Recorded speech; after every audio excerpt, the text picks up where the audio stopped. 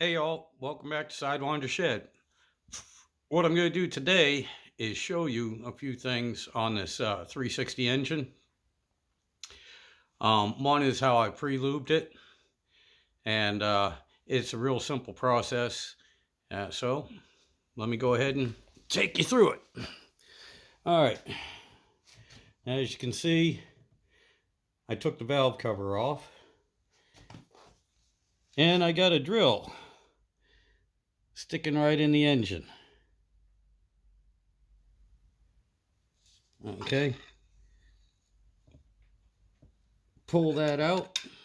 On the end of the drill is just this little rod here, and that goes right into your oil pump.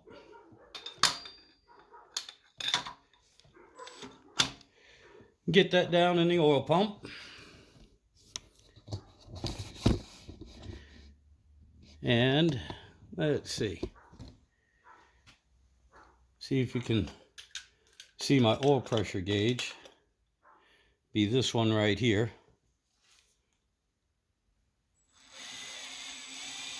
Okay, we got some oil, and as you can see, I don't want to get this oil all over the place, so that's why I was going easy. But it comes up and it's oiling the top of the engine just like it's supposed to. Now, something about these LA engines, if you're trying this for the first time, you may have to rotate the engine to get these oiling ports lined up, all the holes. If not,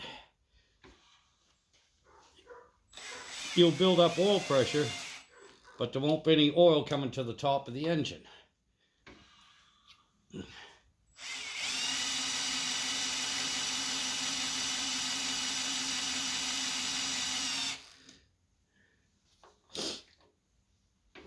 If that happens, don't worry about it. Just go ahead and rotate the engine. Now, the problem I'm having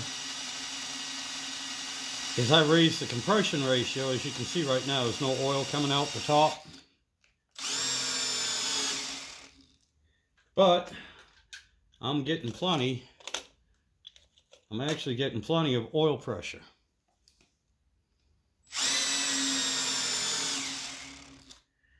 And my battery's dying on my drill. But anyway, that's just something I wanted to show you. It's a good idea to pre-lube these engines. Get the oil running through it, because I will tell you what, it took me, it took me almost a minute and a half the first time I put oil in here and tried to pre-lube it. So think about that when you're building an engine.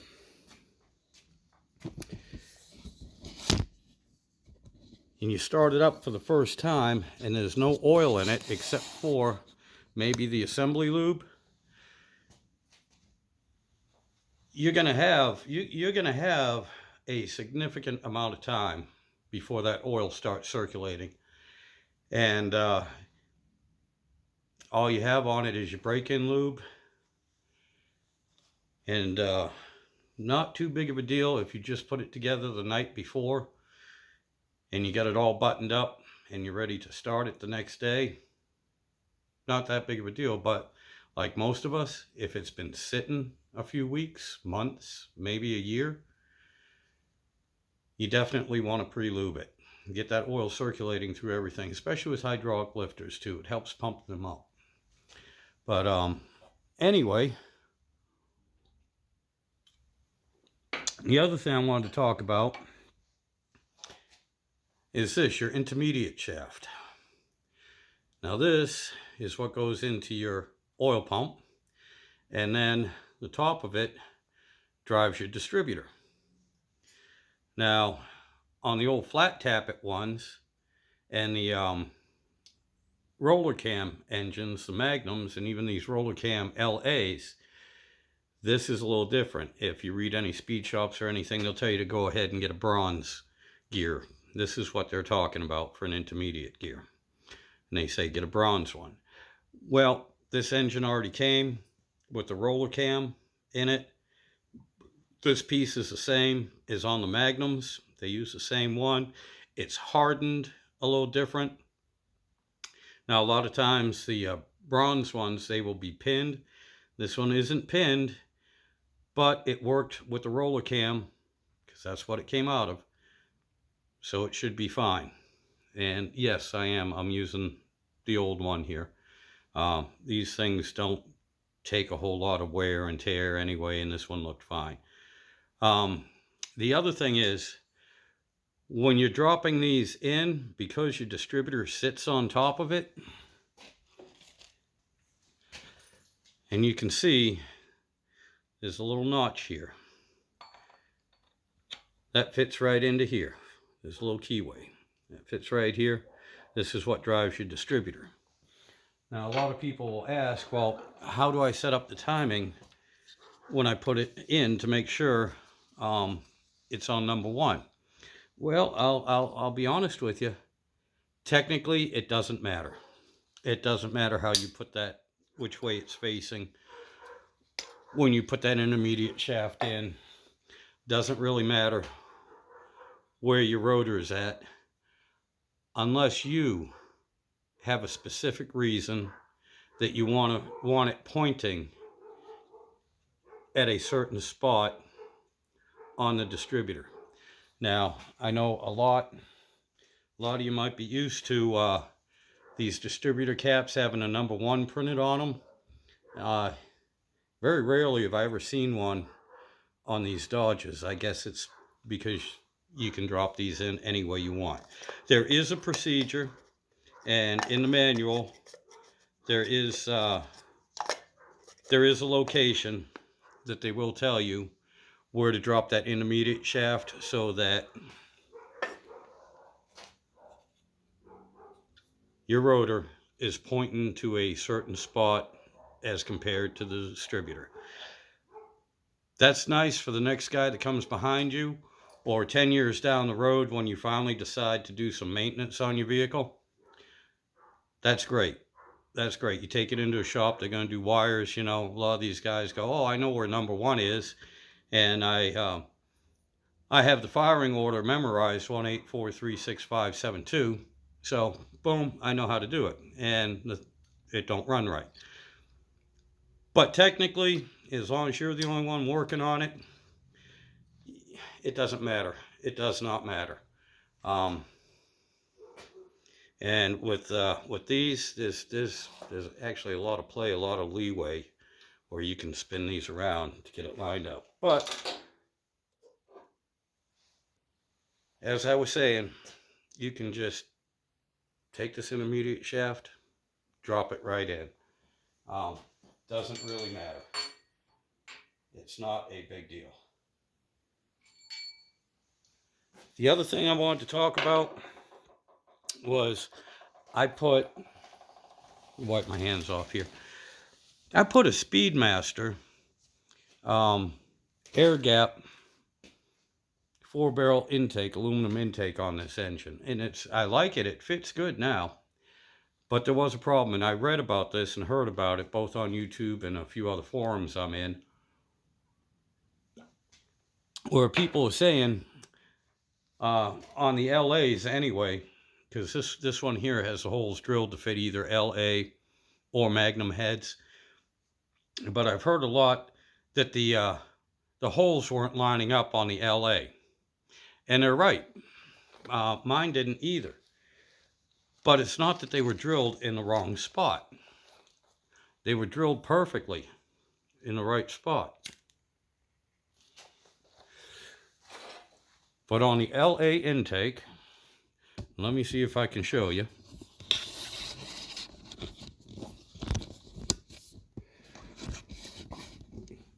On the LA intake, right up here, they go in at an angle. And the problem was that the angle was drilled, well, actually it was drilled slightly too shallow. So in order to fix that, I just re-drilled the angle. This is aluminum. It's easy to drill through. I didn't have to drill bigger holes, wallow it out or anything. I just had to drill the angle, the correct angle. Now, with that being said, right up here would be for an Magnum. I don't know. I have a set of Magnum heads, but I didn't feel like putting them on the engine just to see if they'd line up. But anyway, if anyone's had a Speedmaster intake, let me know if you've had that problem, or if you know of anybody that has. And like I said, the holes were the right size. They were in the right spot. They were just drilled at a slightly off angle. The angle wasn't right. I'm not sure if they were trying to take into account, you know, different gaskets, having your head shaved, having the block machined, you know, having a few thousandths taken off of each. That might offset the angle and everything. I'm not sure if they were trying to account for the most common area, you know, what that angle might end up with. This is not a high performance engine that I'm building. When I brought the heads and the block to the machine shop, I had them check it to make sure they were true and level and everything. Nothing was warped. I was very lucky. I did not have to take anything off. He said, you know, if I was looking for 500 horsepower or more, they would just automatically recommend shaving it and milling it and making sure everything was exact. But according to them, everything's fine. I really didn't need, you know, I'll be happy if I get a little over 300 horse out of this engine. So according to them, everything was fine.